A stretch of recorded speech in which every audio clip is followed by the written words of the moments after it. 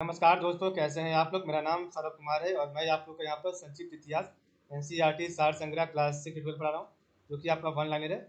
और इस किताब से हम लोग पढ़ने जा रहे हैं आपका उत्तरवर्ती मुगल शासक। तो आज हम इसका आखिरी पार्ट पढ़ेंगे, मुगल साम्राज्य विघटन के लिए उत्तरदायी विदेशी आक्रमण। तो मुगल साम्राज्य विघटन के लिए उत्तरदायी विदेशी आक्रमण है, तो इसको आज पढ़ेंगे, ठीक है। उसके बाद ये आपका जो है चैप्टर समाप्त हो जाएगा, ठीक है। तो सबसे पहला आपका नादिर शाह का आक्रमण। तो नादिर शाह ईरान का नेपोलियन कहा जाता है इसे। तो ईरान का नेपोलियन भारत का शासक था और नादिर शाह भारत की अपार धन संपदा के कारण आकर्षित हुआ। उसकी इच्छा भारत के धन को लूटने की थी। तो नादिर शाह ईरान का नेपोलियन फारस का शासक था। नादिर शाह भारत की अपार धन संपदा के कारण आकर्षित हुआ। इसकी इच्छा भारत के धन लूटने की थी।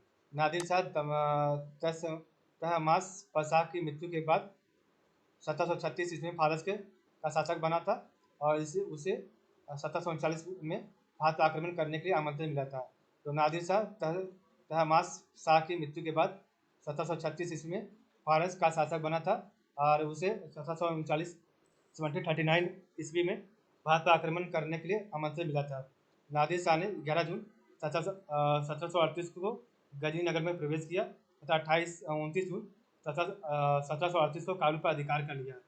और काबुल के मुगल शासक नासिर खान ने बिना प्रतिरोध के अधीनता स्वीकार कर ली और क्षमा याचना कर नादिर शाह से काबुल व पेशावर की गवर्नरी प्राप्त कर ली।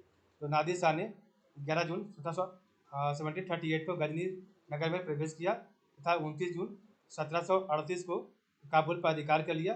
काबुल के मुगल शासक नासिर खान ने बिना प्रतिरोध के अधीनता स्वीकार कर ली और क्षमा याचना कर नादिर शाह से काबुल व पेशावर की गवर्नरी प्राप्त कर ली। नादिर शाह ने अटक के पास सिंधु नदी पार की और लाहौर के गवर्नर को हरा दिया। उसने भी उनकी अधीनता स्वीकार कर ली। तो नादिर शाह ने अटक के पास सिंधु नदी पार की और लाहौर के गवर्नर को हरा दिया। उसने भी उसकी अधीनता स्वीकार कर ली। इसके बाद फरवरी 1739 तो इसके बाद फरवरी 1739 में क्या हुआ आपका, ठीक है। नादिर शाह ने पंजाब पर आक्रमण कर दिया। तो आपका जो है पहले आपका 1738 में, उसके बाद फरवरी 1739 में नादिर शाह ने पंजाब पर आक्रमण किया और परिणाम स्वरूप मोहम्मद शाह अपने मीर बख्शी खान द्वारा निजाम उल मुल्क और शहादत खान आदि को लेकर पंजाब पहुंचा, जहां करनाल का युद्ध हुआ। तो आपका जो है नादिर शाह ने अटक के पास सिंधु नदी पार की और लाहौर के गवर्नर को हरा दिया और उसने भी उसकी अधीनता स्वीकार कर ली। और इसके बाद फरवरी 1739 में नादिर शाह ने पंजाब पर आक्रमण कर दिया। परिणाम स्वरूप मोहम्मद शाह अपने मीर बख्शी खान द्वारा निजाम उल मुल्क और शहादत खान आदि को लेकर पंजाब पहुंचा, जहां करनाल का युद्ध हुआ। तो करनाल के युद्ध में क्या हुआ, और करनाल का युद्ध आपका 24 फरवरी 1739 में हुआ, ठीक है। तो करनाल का युद्ध 24 फरवरी 1739 में हुआ। नादिर शाह के इस तीव्रगामी आक्रमण से भयभीत होकर मोहम्मद शाह 80,000 सैनिकों तथा निजाम उल मुल्क कमरुद्दीन व खाने दौरा के साथ लेकर आक्रमणकारियों का सामना करने के लिए चल पड़ा। तो नादिर शाह के इस तीव्रगामी आक्रमण से भयभीत होकर मोहम्मद शाह 80,000 सैनिकों तथा निजाम उल मुल्क कमरुद्दीन व खाने दौरा को साथ लेकर आक्रमणकारियों का सामना करने के लिए चल पड़ा। निजाम उल मुल्क की मध्यस्थता के कारण मोहम्मद शाह और नादिर शाह के मध्य समझौता हो गया। निजाम उल मुल्क की मध्यस्थता के कारण मोहम्मद शाह और नादिर शाह के मध्य समझौता हो गया, ठीक है। मोहम्मद शाह ने निजाम को मीर बख्शी का पद दे दिया, क्योंकि यह स्थान खाने दौरा की मृत्यु के कारण रिक्त हो चुका था। तो निजाम उल मुल्क की मध्यस्थता के कारण मोहम्मद शाह और नादिर शाह के मध्य समझौता हो गया, ठीक है। और मोहम्मद शाह ने निजाम को मीर बख्शी का पद दे दिया निजाम उल मुल्क को, क्योंकि यह स्थान खाने दौरा की मृत्यु के कारण रिक्त हो चुका था। मीर बख्शी का पद शहादत खां भी प्राप्त करना चाहता था। तो मीर बख्शी का पद शहादत खां भी प्राप्त करना चाहता था। उसने नादिर शाह से भेंट की और कहा कि यदि आप दिल्ली पर आक्रमण करें तो 20 लाख नहीं 20 करोड़ रुपया मिल सकता है। तो मीर बख्शी का पद जो है शहादत खां भी प्राप्त करना चाहता था। उसने नादिर शाह से भेंट की और कहा कि यदि आप दिल्ली पर आक्रमण करें तो 20 लाख ही नहीं 20 करोड़ भी मिल सकता है। तो 20 मार्च आपका 1739 आपका फरवरी में पहला आक्रमण किया था नादिर शाह ने। उसके बाद 20 मार्च 1739 को दिल्ली पर नादिर शाह का अधिकार हो गया। नादिर शाह के नाम का खुतबा पढ़ा गया और तथा सिक्के जारी किए गए। कुछ समय के लिए मुगल राज समाप्त हो गया और फारसी राज आरंभ हो गया, ठीक है। तो 20 मार्च 1739 को दिल्ली पर नादिर शाह का अधिकार हो गया। नादिर शाह के नाम से का खुतबा पढ़ा गया तथा सिक्के जारी किए गए। कुछ समय के लिए मुगल राज समाप्त हो गया और फारसी राज आरंभ हो गया, ठीक है। 22 मार्च 1739 को दिल्ली में अफवाह फैल गई कि नादिर शाह की मृत्यु हो गई। नगर में विद्रोह फैल गया और नादिर शाह के 700 सैनिक की हत्या कर दी गई। इस पर नादिर शाह ने व्यापक नरसंहार की आज्ञा दे दी। इस नरसंहार में लगभग 30,000 व्यक्ति हताहत हुए। मोहम्मद शाह की प्रार्थना पर ही यह आज्ञा वापस ली गई। तो 22 मार्च 1739 को दिल्ली में अफवाह फैल गई कि नादिर शाह की मृत्यु हो गई है, ठीक है, और नगर में विद्रोह फैल गया और नादिर शाह के 700 सैनिकों की हत्या कर दी गई। इस पर नादिर शाह ने व्यापक नरसंहार की आज्ञा दे दी। इस नरसंहार में लगभग 30,000 व्यक्तिगत हताहत हुए और मोहम्मद शाह की प्रार्थना पर ही यह आज्ञा वापस ले गई थी, ठीक है। नादिर शाह दिल्ली में 57 दिनों तक रुका था। वापस जाते समय 30 करोड़ रुपये नगद, तख्ते ताउस, कोहिनूर हीरा व मोहम्मद शाह द्वारा तैयार करवाई गई हिंदू संगीत की प्रसिद्ध चित्रित फारसी पांडुलिपि को भी अपने साथ ले गया। तो नादिर शाह दिल्ली में 57 दिन तक रुका। वापस जाते समय 30 करोड़ रुपये नगद, तख्ते ताउस, कोहिनूर हीरा एवं मोहम्मद शाह द्वारा तैयार करवाई गई जो है हिंदू संगीत की प्रसिद्ध चित्रित फारसी पांडुलिपि को अपने साथ ले गया। इसके अतिरिक्त कश्मीर तथा सिंध नदी के पश्चिमी प्रदेश नादिर शाह को प्राप्त हुए। इसके अतिरिक्त कश्मीर तथा सिंध के पश्चिमी प्रदेश नादिर शाह को जो है प्राप्त हुए। मुगल सम्राट ने अपनी पुत्री का विवाह नादिर शाह के पुत्र नासिरुल्लाह मिर्जा से कर दिया। तो मुगल सम्राट ने अपनी पुत्री का विवाह मोहम्मद शाह ने अपनी पुत्री का विवाह नादिर शाह के पुत्र नासिरुल्लाह मिर्जा से कर दिया है। नादिर शाह ने मोहम्मद शाह को मुगल साम्राज्य का सम्राट घोषित कर दिया गया और खुतबा पढ़ने व सिक्के चलाने का अधिकार लौटा दिया है। तो नादिर शाह ने मोहम्मद शाह को मुगल साम्राज्य का सम्राट घोषित कर दिया और खुतबा पढ़ने व सिक्के चलाने का अधिकार दे दिया, ठीक है। नेक्स्ट आपका अहमद शाह अब्दाली का आक्रमण। तो सबसे पहले आपका आक्रमण हुआ नादिर शाह का, उसके बाद आपका अहमद शाह अब्दाली का आक्रमण। तो 1747 में नादिर शाह का वध किए जाने के बाद अहमद शाह अब्दाली कंधार का स्वतंत्र शासक बना, ठीक है। और शीघ्र ही उसने काबुल को जीत लिया और आधुनिक जो है अफगान राज की नींव रखी। नादिर शाह के वैध उत्तराधिकारी के रूप में उसने पश्चिमी पंजाब का अपना दावा किया।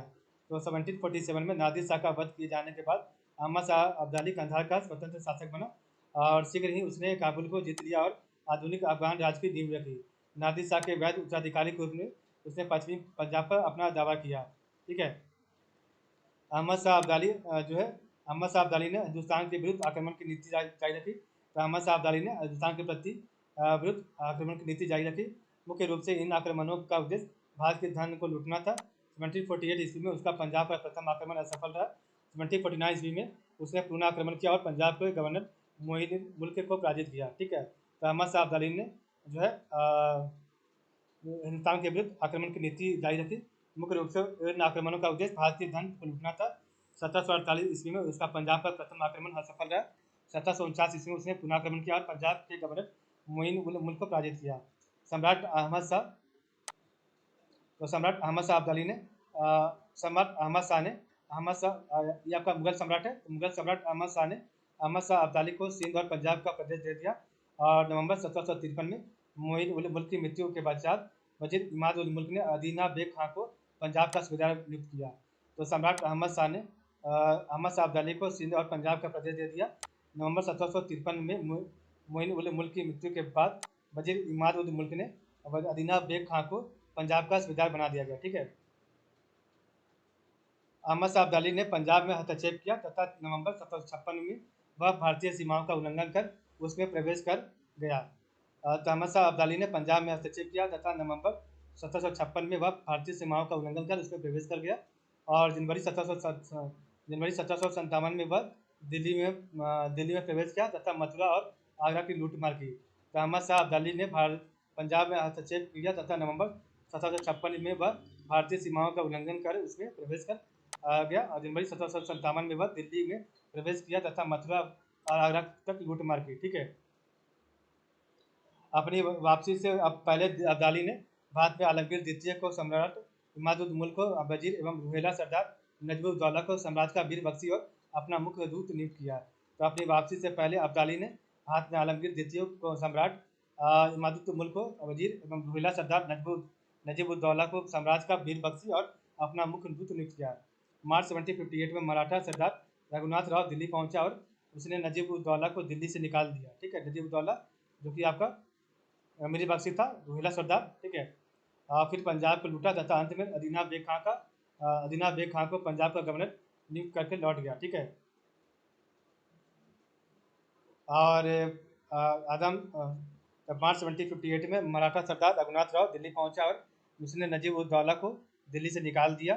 फिर पंजाब को लूटा तथा अंत में अदीना बेग खां को पंजाब का गवर्नर नियुक्त कर लौट गया।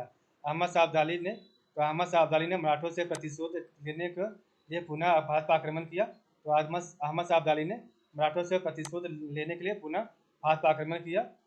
फलस्वरूप पानीपत का तृतीय युद्ध 14 जनवरी 1761 हुआ, जिसमें मराठों की पूर्णतः पराजय हुई। तो अहमद शाह अब्दाली ने मराठों से प्रतिशोध लेने के लिए पुनः भारत पर आक्रमण किया और फलस्वरूप पानीपत का तृतीय युद्ध जो है 14 जनवरी 1761 हुआ, जिसमें मराठों की पूर्णतः पराजय हुई।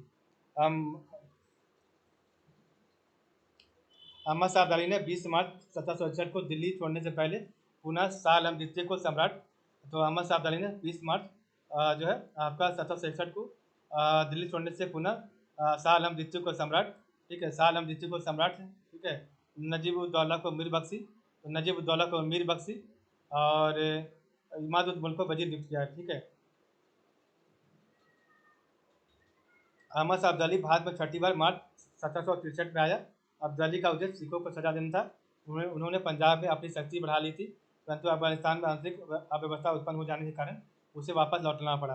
अब्दाली का सातवां और अंतिम आक्रमण मार्च 1767 में हुआ, परंतु यह आक्रमण विफल रहा और वह सिखों को पूर्णतः पराजित नहीं कर सका था। इस प्रकार हमारा चैप्टर आज यहाँ पर समाप्त होता है। तो आज के लिए बस इतना ही। आप लोग का बहुत बहुत धन्यवाद, ठीक है।